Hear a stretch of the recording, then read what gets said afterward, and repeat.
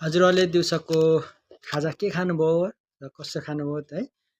मैले चाहिँ आफ्नै यो पल्टन एरियाको होटलबाट के होटलबाट मगाएको यो सुकुटी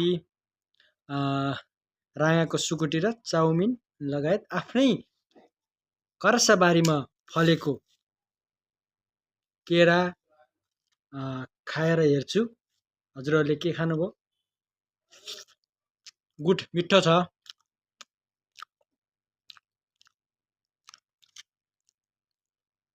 आफैले पालेको राँगाको सुकुटी